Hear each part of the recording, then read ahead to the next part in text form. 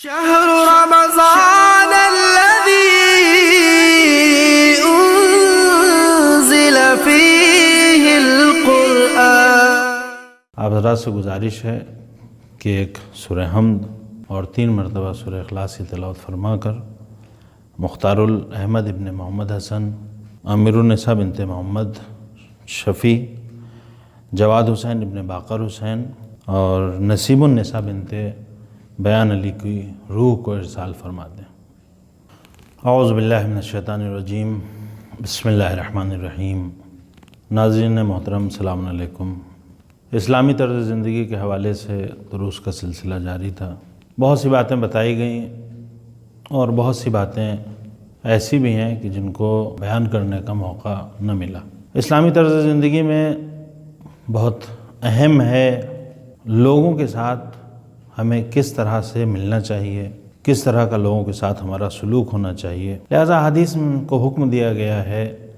کہ لوگوں کے ساتھ اچھے اخلاق سے پیش آؤ اور لوگوں کے ساتھ اچھا سلوک کرو۔ کسی بھی زندگی کے کسی بھی شعبے میں، کسی بھی میدان میں، کسی بھی فیلڈ میں، جہاں بھی ہمارا لوگوں سے رابطہ ہے، لوگوں سے ملنا جلنا ہے، تو ہماری کوشش یہ ہونا چاہیے کہ ہم لوگوں سے اچھے سے پیش آئیں، لوگوں کے ساتھ اچھا سلوک کریں۔ لہذا معصومین کی تاکید یہ ہے کہ ہر فیلڈ میں جہاں بھی ہم رہیں، لوگوں کے ساتھ ہمارا سلوک اچھا ہونا چاہیے۔ ہمارے چھٹے امام جعفر صادق علیہ السلام ارشاد فرماتے ہیں، خالق الناس باخلاقہم، کہ لوگوں کے ساتھ ان کے اخلاق کے اعتبار سے رابطہ برقرار کرو۔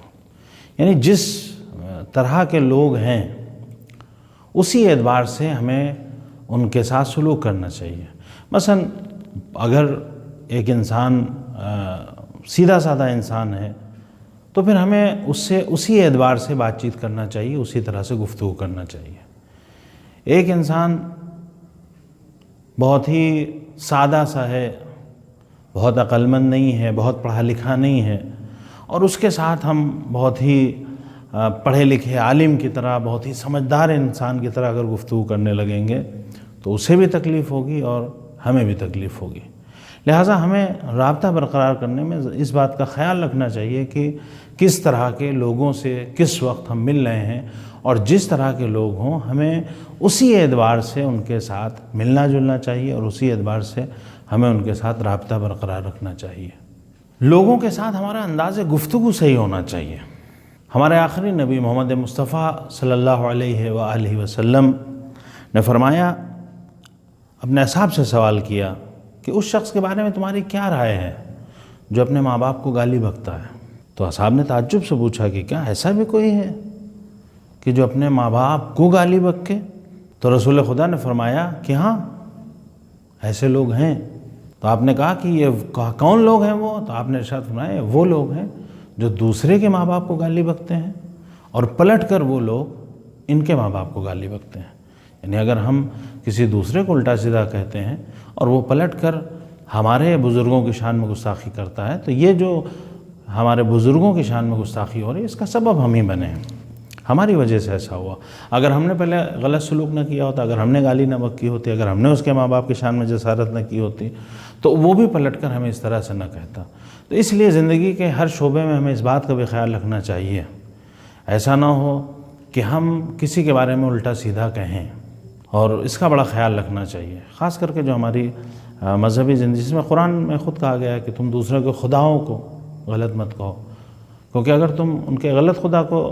الٹا سیدھا کہو گے تو وہ تمہارے جو تمہارا صحیح خدا ہے اسے غلط کہیں گے، اس کی شان میں جسارت کریں گے۔ تو یہ چیز ہمیں اپنے زندگی میں اس کا خیال رکھنا چاہیے کہ اگر ہم کسی کے مقدسات کی توہین کریں گے، کسی کے دین کے بارے میں الٹا سیدھا کہیں گے، کسی کے رہبر کے بارے میں برائی کریں گے، الٹا سیدھا کہیں گے لوگوں کے سامنے، تو پھر نتیجہ یہ ہوگا کہ وہ بھی پلٹ کر ہمارے رہبر کی شان میں گستاخی کرے گا، ہمارے دین کے بارے میں الٹی سیدھی بات کرے گا، اور اس کا سبب ہم بنیں گے، کیونکہ ہم نے اس کے بارے میں الٹا سیدھا کہا ہے تو وہ پلٹ کر ہمارے جو مقدس ہستیاں ہیں ہماری، ان کے شان میں جسارت کر رہا ہے۔ لہذا اس کا بہت خیال رکھنا چاہیے۔ دامن وقت میں بہت زیادہ گنجائش نہیں ہے، آج اس سلسلے کا آخری درس ہے، تو لہٰذا آپ حضرات سے بھی کا شکریہ بھی ادا کرنا ہے اور کچھ گزارشات بھی ہیں۔ آپ حضرات کا شکریہ اس بات کا کہ آپ لوگوں نے اپنا قیمتی وقت دیا۔ یہ جو دروس کا سلسلہ ہے بہت زیادہ اس کے بارے میں پلاننگ نہیں تھی، حالات کچھ ایسے بنے کہ جس کی وجہ سے دروس کا اس طرح سے سلسلہ شروع کیا گیا اور لوگوں نے بہت ہی دلچسپی سے حصہ لیا اور وقت کی پابندی کے ساتھ جو سوالات کیے گئے اس کے جوابات دیے، اور اکثر ایسا ہوا کہ سوال کرتے ہی پہلے ہی منٹ میں 60 لوگوں نے ایک ساتھ جوابات دیے یا اس سے کم اور زیادہ لوگوں نے، اور روز کئی سو لوگ حصہ لیتے رہے۔ یہ سب آپ لوگوں کی دلچسپی کا نتیجہ ہے جب کوئی ایک نیا سلسلہ شروع ہوا ہو اور اس میں اتنی بڑی تعداد میں لوگ شامل ہوں۔ اس میں ایک فطری سی بات یہ ہے کہ اگر کوئی بہت دلچسپی سے درس سنتا ہے اور اس کے بعد سوال کا جواب بھی وہ فوراً دیتا ہے اور پھر اس کا نام نہیں آتا ہے تو تھوڑا سا اس کے دل کو چوٹ پہنچتی ہے، لیکن حقیقت یہی ہے کہ جب بہت زیادہ تعداد میں لوگ ہوں تو اکثر یہ ہوتا ہے کہ پہلے ہی منٹ میں اتنے زیادہ صحیح جواب آ جاتے ہیں کہ اس میں پھر انتخاب کرنا پڑتا ہے کہ پہلے کون سے لوگوں کا جواب صحیح آیا۔ اب اس میں کسی کے نیٹ کی سپیڈ اچھی نہیں ہے، کسی کے ساتھ دوسرے کچھ اور مسائل ہیں، یا کسی نے بہت ہی تیزی دکھائی اور سب پر سبقت لے گیا تو نتیجے میں اس کا جواب سب سے پہلے پہنچا، اور بعض لوگ تھوڑا سا دیر ہوئے اور ان کا نام نہیں آیا۔ لیکن یہاں پر مقصد یہ نہیں تھا کہ نام کس کا آتا ہے یا کس کا نہیں آتا ہے، اصل مقصد یہ تھا کہ اس درس کو سنا جائے اور جو کمی اور خامیاں ہوں اس کی طرف متوجہ کیا جائے، جو مسائل ہیں اس وقت سماج میں کوشش کی جائے کہ ان مسائل کو حل کیا جائے، جو نئی باتیں ہیں، نئے سوالات ہیں آپ کے ذہن میں، آپ انہیں پوچھ سکتے ہیں، اور کوشش یہ کی جائے گی کہ جو مبتلا بے مسائل ہیں، جو مشکلات ہیں، اگر اس طرح کا کوئی مسئلہ ہوتا ہے تو اس پر اسی طرح سے ویڈیو کے ذریعے اس مسئلے کو حل کیا جائے۔ اگر کوئی فقہی مسئلہ ہے تو مراجع کے فتاوے بیان کیے جائیں، یا اسی طرح سے دوسرے مسائل ہیں۔ یعنی یہ ایک سلسلہ ہے جسے آگے جاری اور ساری رہنا ہے۔ ایسا نہیں ہے کہ ماہ مبارک رمضان کے بعد یہ سلسلہ ختم ہو جائے گا، نہیں، شیعہ عزاداری چینل کے توسط سے برابر آپ حضرات سے رابطہ رہے گا، اور دوسرے علماء ہیں وہ اپنے بیانات سے، اپنی گفتگو سے آپ حضرات کو حتی الامکان فائدہ پہنچاتے رہیں گے۔ اور آپ سے بھی گزارش ہے کہ یہ جو ایک سلسلہ ہے درس کا، اس کو ایک دم منقطع نہ کیا جائے، بلکہ کوشش یہ کی جائے کہ یہ جو درس کا سلسلہ ہے یہ باقی رہے۔ اب یہ باقی اس پابندی کے ساتھ نہیں رہے گا، لیکن بیچ بیچ میں جو مختلف مسائل ہیں اس پر ہم لوگ آپس میں گفتگو کرتے رہیں گے۔ اور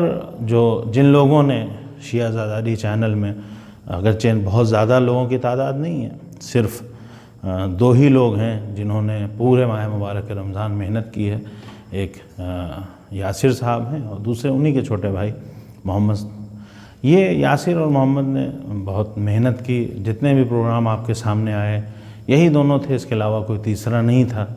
جس نے محنت کی۔ ہم لوگ آتے ہیں، بیان کرتے ہیں، چلے جاتے ہیں، اس کے بعد کے جتنے مسائل ہیں، سوالات، جوابات، اور اس کو گروپ میں بھیجنا، یہ تمام زحمتیں انہی لوگوں نے اٹھائی ہیں۔ آپ اپنے لیے بھی دعا کیجئے اس ماہ مبارک رمضان میں، اور اس شیعہ عزاداری کی ٹیم، ان 2 لوگوں کے لیے خاص کر کے دعا کیجئے کہ خداوند عالم ان کی توفیقات میں اضافہ فرمائیں۔ انشاءاللہ یہ سلسلہ آگے بھی جاری اور ساری رہے گا۔ آپ لوگ بھی شیعہ عزاداری چینل کے توسط سے ہم لوگوں سے رابطے میں رہیے، ہم لوگ آپ لوگوں سے رابطے میں رہیں، اور کوشش یہ ہو کہ جو بھی مسائل اس طرح کے جو ہمارے سماج کے حق میں ہیں انہیں بیان کیا جائے، اور جو مسئلے حل ہو سکتے ہیں یہاں سے انہیں کوشش کی جائے کہ حل کیا جائے۔ انشاءاللہ جو بھی آپ کے ذہن میں خیالات ہوں، سوالات ہوں، آپ کر سکتے ہیں، پوچھ سکتے ہیں، جو بھی آپ مشورہ دینا ہو دے سکتے ہیں۔ پروگرام انشاءاللہ اور بہتر بنایا جا سکتا ہے، اور کوشش یہ ہوگی کہ ہم سب مل کر اس تحریک کو آگے بڑھائیں، اور کوشش یہ کریں کہ جتنا ہو سکے ہم سے اور آپ سے اس راہ میں جتنی بھی خدمت ہو سکتی ہے انشاءاللہ کی جائے۔ آخر میں آپ حضرات سے ایک بار پھر گزارش ہے کہ کچھ مرحومین کے نام ہیں کہ ان کے نام اصالہ ثواب کر دیں۔ مختار الاحمد ابن محمد حسن، امیر النساء بنت محمد شفیع، اور جواد حسین ابن باقر حسین، اور نصیب النساء بنت بیان علی، ان مرحومین کے نام ایک سورہ فاتحہ پڑھ کر ایصال فرما دیجئے، اور خود اپنے بھی جو مرحومین ہیں ان کے نام، اور تمام مومنین جو اس دنیا سے گزر چکے ہیں سبھی کی روح کو ایک سورہ فاتحہ پڑھ کر ایصال فرما دیجئے۔ وآخر دعوانا ان الحمدللہ رب العالمین۔